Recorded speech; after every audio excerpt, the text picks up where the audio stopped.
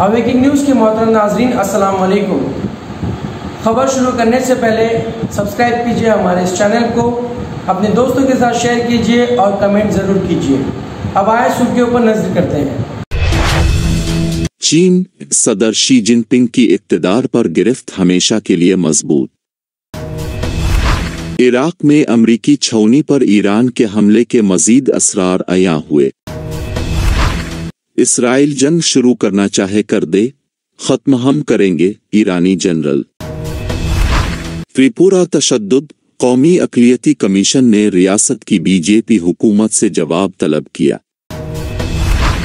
قومی سلامتی سے ہو رہا ہے کھلواڑ، مسٹر 56 انچ ڈر گئے ہیں، Rahul Gandhi.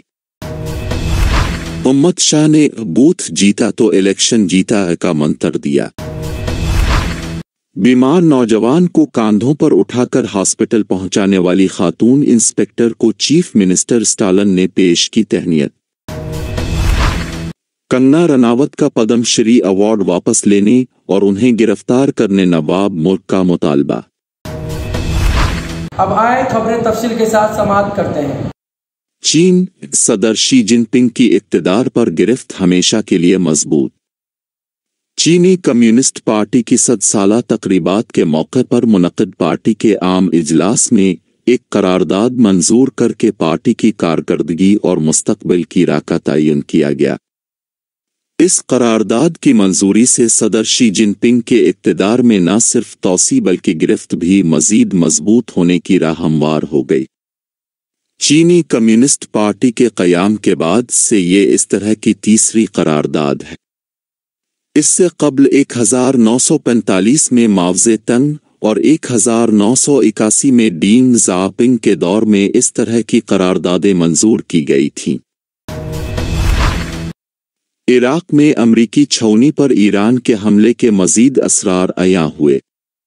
مریکی news channel CBS کی ویب سائٹ کے مطابق عین الاسد چھاؤنی پر ایران کی سپاہ پاسداران فورس کے میزائل حملے کے بعد امریکی فوج پر اس حملے کو چھوٹا کر کے پیش کرنے کے لیے دباؤ ڈالا گیا تھا۔ CBS چینل کی ویب سائٹ کا کہنا ہے ایران نے جوابی و انتقامی اقدام کرتے ہوئے جو حملہ عراق میں امریکی فوجیوں کی چھاؤنی پر کیا وہ تاریخ میں امریکی فوجیوں پر ہونے والا سب سے بڑا حملہ تھا۔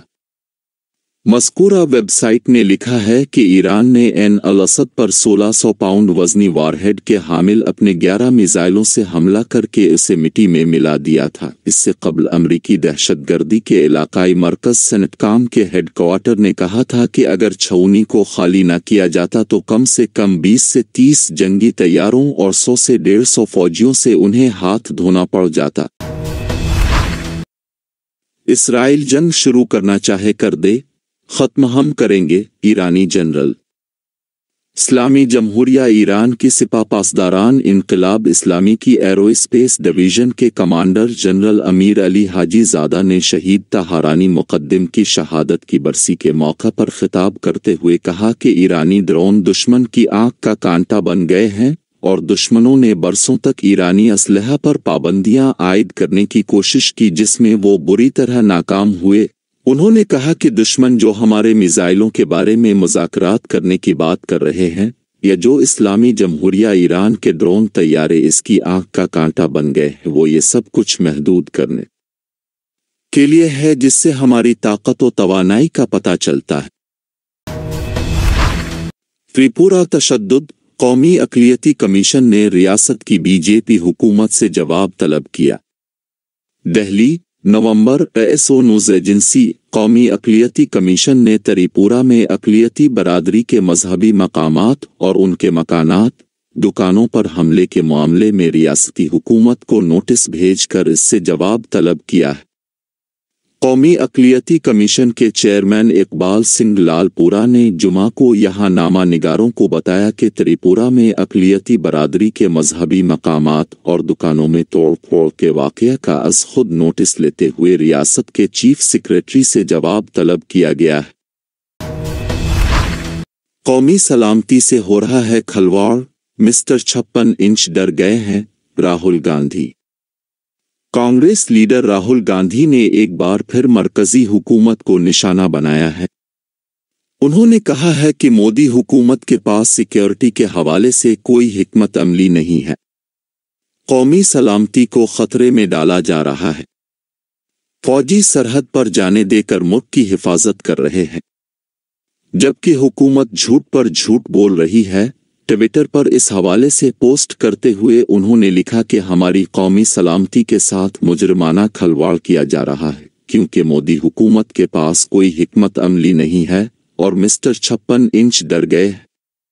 میری نیک خواہشات ان فوجیوں کے ساتھ ہے جو جان پر کھیل کر ہماری سرحد کی حفاظت کر رہے ہیں، جبکہ مرکزی حکومت جھوٹ پر جھوٹ بول رہی ہے۔ واضح رہے کہ حالیہ دنوں میں کئی فوجیوں کو دہشت گردوں کے ساتھ مقابلے میں اپنی جانیں قربان کرنی پڑی ہے۔